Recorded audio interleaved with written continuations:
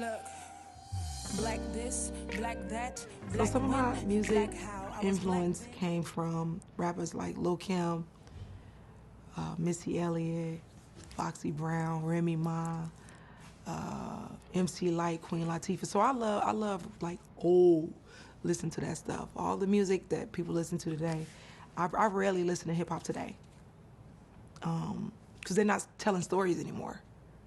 And like I explained earlier, I'm big on storytelling. I love telling stories. So I feel like we lost the essence of telling stories. Now all we do is talk about gold, glitter, chains, cars, money, shake my ass, and then move around. There's nobody actually helping me with my reality. And I think that's why hip hop, this is why a lot of people fell in love with hip hop, because that was their therapy. People were being navigated with their reality. Oh man, you did this. Brenda got a baby. She did that. This is so it was relatable. Nobody's relatable anymore, and this is why we kind of up shit's creek, where everybody think they supposed to get this fast money, this, because their reality has been smeared with all this having glitter, fame, gold, and all this other stuff. And it's not real. But coming up, I was always listening to people like Eve, Shauna, Jay-Z, of course.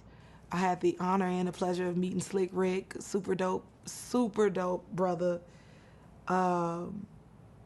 Yeah, man, just the old heads. I remember I was 11 years old, and my teacher, Miss Rivers, shout out to Miss Rivers. Miss Rivers gave us a lesson plan full of poetry. I really started out as a poet. And I remember falling in love with poetry, like, oh my God. Because this is when the anger started to seep. I didn't know that I could get my anger out by writing this poetry.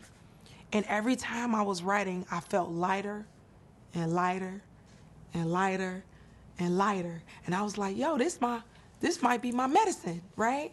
Poetry is my medicine. Now, my older sister, her name is Tammy. Tammy was a rapper. Her name was Lady T. All my siblings' names start with a T. And because her name started with a T, she was Lady T. I was like, I'm going to just go ahead and steal her name. My name started with T. So I'm Lady T. I used to steal all her rhymes, go to school, rap them. All the kids like, oh, shit, she crazy. This is crazy. And then when I turned about 14, 15 years old, see, everybody in the neighborhood knew I rapped.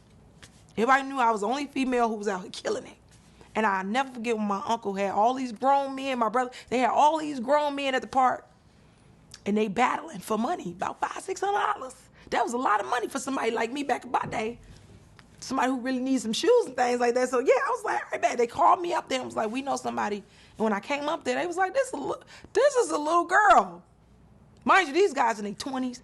So this is a little girl. We not battling no little girl. My uncles and them, they like, no, like, we putting our money on her. You got the money or not. So they really putting more money in the pot, so because they really thinking I'm just a kid. They didn't know I was crazy. Battle rapping all these grown men, and guess who walked away with the hat full of money?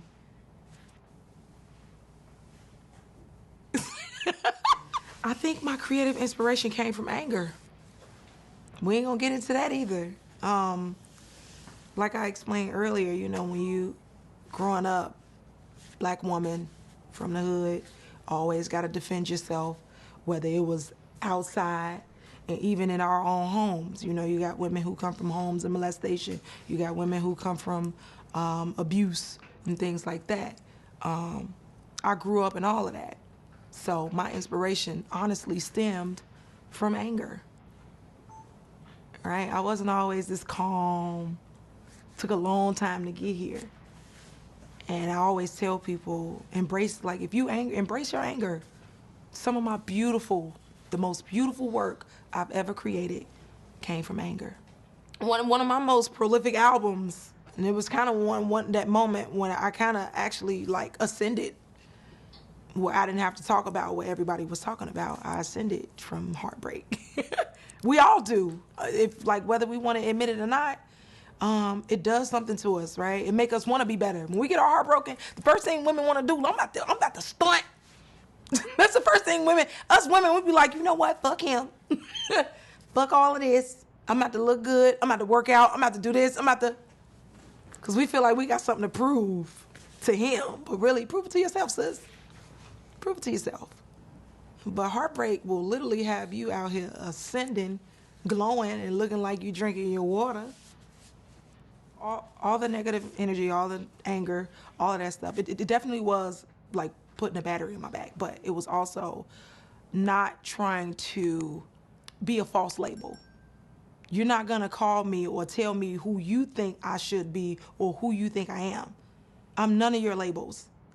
I am who I am because I said it and because I created the environment or I created the atmosphere that I want for Rhonda. I will never become anybody's false label.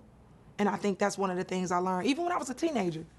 Oh, you said I'm terrible at basketball? Oh, you said I'm terrible at running track? Oh, you said, because my whole life, it was always somebody just doubting. For some reason, they love doubting me.